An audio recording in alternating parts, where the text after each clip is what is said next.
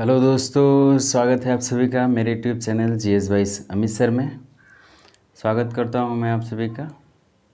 तो आप लोग को पता है कि मैंने भारतीय संविधान की क्लास स्टार्ट कर रखी है और जितने भी इससे अमूमन सारी परीक्षाएं जैसे कि SSC, railway, TET, super TET, जितने भी परीक्षाएं जहां भी अगर प्रश्न आते हैं इंडियन पॉलिटी से, सारे क्वेश्चन को मैं कवर करते हुए चल रहा हूँ, सारे टॉपिक को दोस्तों। ठीक है, तो आप लोग ज़रूर से ज़रूर क्लास से जुड़ें और दोस्तों नोट्स को बनाते चले साथ में। बहुत ही मैं इससे पहले भी 2-3 लेक्चर दे चुका हूँ। भारतीय संविधान का परिचय, भारतीय संविधान में विदेशी स्रोत, उसके बाद से कल मैंने दिया था भारतीय संविधान की अनुसूचियाँ। ठीक है, आप ज़रूर देखिए दोस्तों। ये हम लोग की क्लास होगी अब भाग। तो भारतीय संविधान में, मूल संविधान में कितने भाग थे? तो 22 थे। अब वर्तमान में कितने हैं? 25 भाग हैं। कितने दोस्तों? 25 भाग है ना। तो 25 भाग है, तो हम सारे भाग में अनुच्छेद आते हैं। जैसे भाग 1 में कितने अनुच्छेद आते हैं, तो उसके साथ से अनुच्छेद भी हम लोग का क्लियर होते चलेगा, अलग से अनुच्छेद को नहीं पढ़ना होगा। तो इसीलिए मैंने भाग स्टार्ट किया आज कि भाग, जैसे भाग 1 में दोस्तों अनुच्छेद 1 से 4 तक अनुच्छेद आते हैं। ठीक है, ऐसे हम लोग कवर करते करते पूरे भाग को भी पढ़ लेंगे, तो उसमें अनुच्छेद भी हम लोग पढ़ लेंगे ना। और अनुच्छेद से क्वेश्चन बनते हैं ना, इम्पॉर्टेंट सारे, जैसे सारे भाग में कौन इम्पॉर्टेंट अनुच्छेद वही पढ़ाते चलूँगा। हाँ वैसे तो ठीक है, आइए चलते स्टार्ट करते हैं दोस्तों। तो ये आप लोगों को कौन सी क्लास है दोस्तों? संविधान की। कौन सी? यहाँ पे लिख दे रहा हूँ, शायद आप लोग को अच्छे से दिखाई नहीं दे रहा होगा, तो यहाँ पे अच्छे से, ये कौन सी क्लास है? संविधान, भारतीय संविधान की क्लास है। ठीक है दोस्तों, अब हम लोग देखेंगे, मैंने लिख रखा है कि भाग कितने टोटल होते हैं, तो 25 भाग होते हैं। कितने दोस्तों? 25 भाग होते हैं टोटल। कितने होते हैं? 25 भाग हमारे संविधान में वर्तमान में है। मूल संविधान में 22 थे। ठीक, इसमें एक एक करते चल के देखेंगे। जैसे कि यहाँ पे मैंने लिख रखा है दोस्तों, क्या भाग 1, क्या भाग 1 ना। तो भाग 1 किस संविधान से किस संविधान तक आता है दोस्तों? तो सॉरी, भाग 1 में किस अनुच्छेद से किस अनुच्छेद तक आते हैं? तो अनुच्छेद 1 से, क्या दोस्तों? अनुच्छेद 1 से अनुच्छेद 4 तक हमारे भाग 1 में आते हैं ना, भाग 1 में आते हैं। तो इसमें किसका वर्णन है, किस चीज़ के बारे में बताया गया है ना? तो संघ एवं राज्य, क्या दोस्तों? संघ एवं उसका राज्य क्षेत्र के बारे में बताया गया है ना। भारत क्या है? एक संघ राज्यों का क्षेत्र है कि नहीं है दोस्तों? तो उसी के बारे में बताया गया ना, किसमें? भाग 1 में। अब भाग 1 में अनुच्छेद 1 से अनुच्छेद 4 तक सभी को अलग अलग डिवाइड करके हम लोग पढ़ेंगे ना, अच्छे से एकदम भी कुछ भी नहीं बचेगा दोस्तों। और मैं गारंटी के साथ कह रहा हूँ, ये क्वेश्चन बाहर नहीं जाएगा पॉलिटी से, आप लोग लगे रहिए साथ में। अनुच्छेद 1, क्या? अनुच्छेद 1, तो अनुच्छेद 1 में क्या दोस्तों? भारत राज्यों का संघ है, यानी इसमें पॉइंट दे रखा है अनुच्छेद 1A। ठीक है, इसमें क्या है? भारत राज्यों का संघ, इस बात को कही गई है किसमें? इस कही गई है अनुच्छेद ए में, 1A में कही गई है। ठीक है, अनुच्छेद 1B में राज्यों की पहली अनुसूची में रखा गया है, यानी ये बी में बात कही गई है ना। तो सच बात है कि क्या राज्यों को पहली अनुसूची में रखा गया है। इससे पहले हम बताया था कि पहली अनुसूची में क्या है?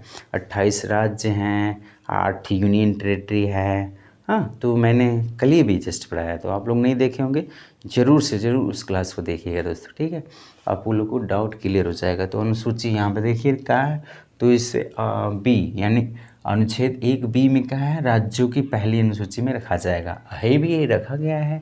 3 प्रकार का क्षेत्र है, तो सच बात है 3 प्रकार का क्षेत्र है। स्टेट है, क्या दोस्तों? स्टेट यानी राज्य 28 है, यूनियन टेरेटरी 8 है, और अर्जित क्षेत्र 0 है। क्या है? एक भी हम लोगों ने अर्जित क्षेत्र नहीं किया है ना। एक भी अर्जित क्षेत्र का मतलब होता है किसी पड़ोसी मुल्क का क्या करना? क्षेत्र को अर्जित कर लेना, अपने सेना के बल पे, अपने पावर के बल पे, सत्ता के बल पे, तो ये होता है अर्जित क्षेत्र ना। तो ऐसा हम लोगों ने किया नहीं है ना, तो है हम लोग के अर्जित क्षेत्र ना। आइए अलग दूसरा देखते हैं दोस्तों, अनुच्छेद 2, क्या?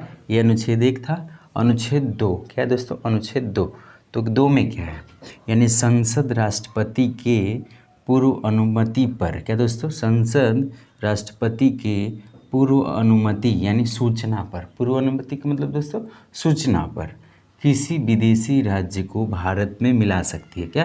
किसी विदेशी राज्य को भारत में मिला सकती है। ये किस में कहा गया? अनुच्छेद 2 में। किस में दोस्तों? अनुच्छेद 2 में कहा गया है ना। भाग 1 के अनुच्छेद 2 में कहा गया है कि संसद राष्ट्रपति के पूर्व अनुमति सूचना से किसी भी आपके विदेशी राज्य को भारत में मिला सकती है। क्लियर?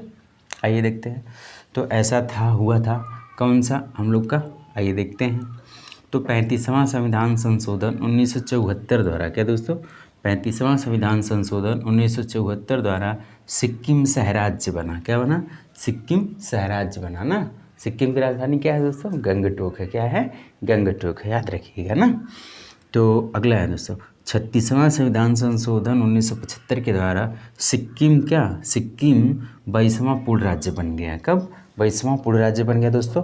और ये डेट क्या थी? 16 मई 1975। डेट याद रखिएगा, अमूमन पूछा नहीं जाता। यही पूछा है कि सिक्किम जो पूर्ण राज्य बना या 22वां राज्य 23वां राज्य बना, तो 22वां बना। और किस संविधान संशोधन रहा? तो 35वां संविधान संशोधन 1974 द्वारा तो सहराज्य बना। क्या बना? सहराज्य। लेकिन 36वां संविधान संशोधन 1975 के द्वारा इसे पूर्ण राज्य का दर्जा मिला। और 22वां कौन सा राज्य था? 22वां। ये क्वेश्चन आ चुका है दोस्तों, बहुत इंपॉर्टेंट है ना, याद रखिएगा। आगे डेट क्या थी? तो डेट याद रखेंगे आप लोग 16 मई 1975। क्या रखेंगे? 16 मई 1975। अगला अनुच्छेद 3 क्या है दोस्तों? अनुच्छेद 3 की बात करता है।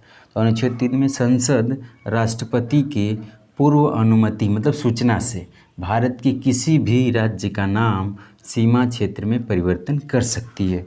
सोच लीजिए, किसी भी राज्य या सीमा क्षेत्र में परिवर्तन कर सकती है, संसद करेगी। कौन करेगी? ये प्रश्न बन चुका है कि कौन करता है? संसद करता है, राज्यसभा, राष्ट्रपति करता है, प्रधानमंत्री करता है। तो कौन करता है?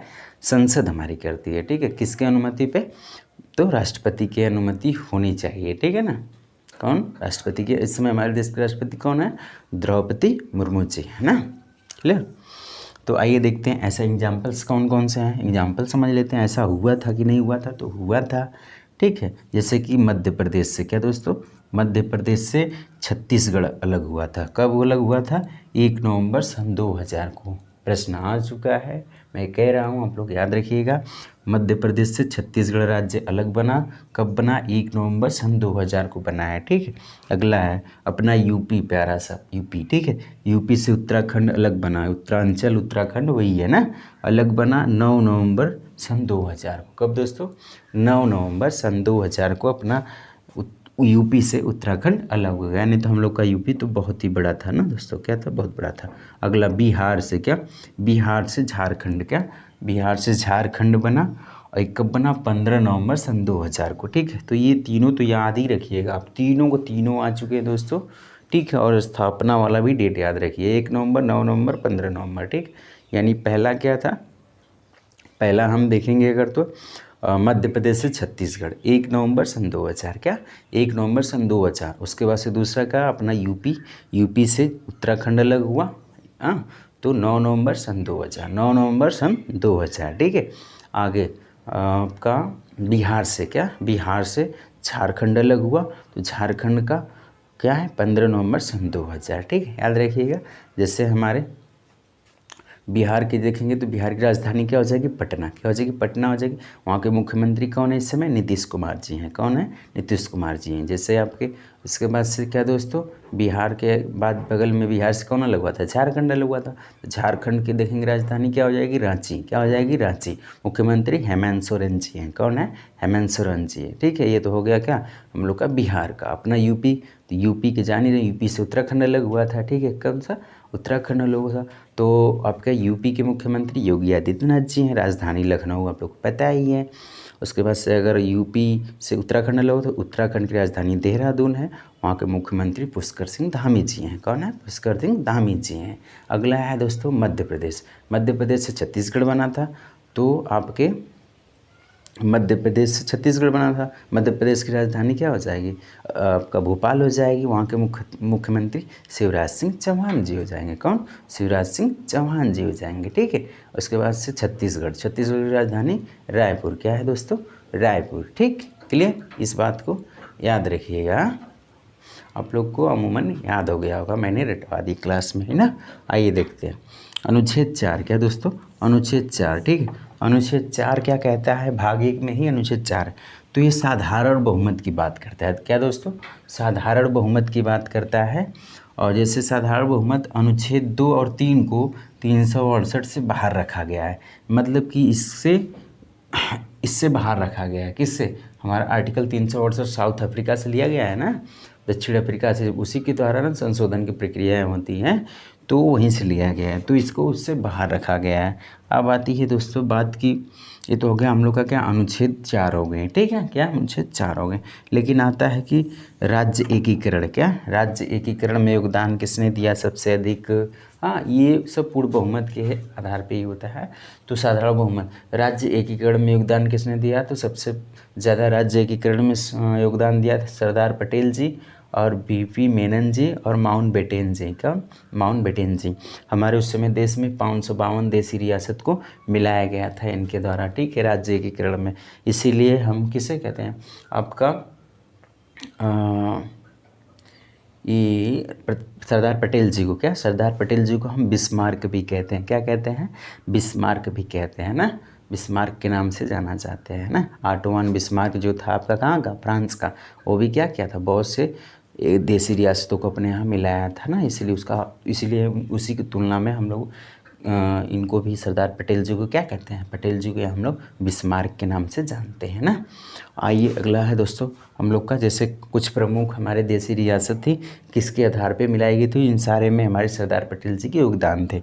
ऐसे हैदराबाद, क्या दोस्तों, हैदराबाद, तो हैदराबाद को ऑपरेशन पोलो के द्वारा मिलाया गया था भारत में ना, ऑपरेशन पोलो के माध्यम से मिलाया गया था। ये भी क्या, ये भी एक आपका देसी रियासत था, इलाका। एक जूनागढ़, बहुत ये तीनों पूछ चुका है, जूनागढ़ जनमत संग्रह के माध्यम से इसे भारत में मिलाया गया था, ये भी आपका एक देसी रियासत था जूनागढ़। अगला है जम्मू कश्मीर, ये विलय पत्र के द्वारा मिलाया गया था, क्या विलय पत्र के द्वारा मिलाया गया था।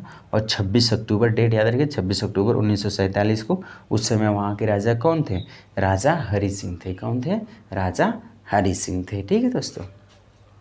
ये था हम लोग का कौन सा, भाग 1, क्या दोस्तों, भाग एक से जितने क्वेश्चन अमूमन बनने हैं मैंने बता दिया ना, क्या बता दिया, आप लोग को याद हो गया होगा क्लास में ही दोस्तों। और साथ साथ में नोट्स बनाते चलेंगे तो आप लोग का प्रॉपर एक नोट्स भी बन जाएगा, ठीक है दोस्तों। तो अगर वीडियो अच्छा लगा दोस्तों तो लाइक शेयर करिए, सब्सक्राइब करिए, ठीक है दोस्तों। Okay, bye bye, take care.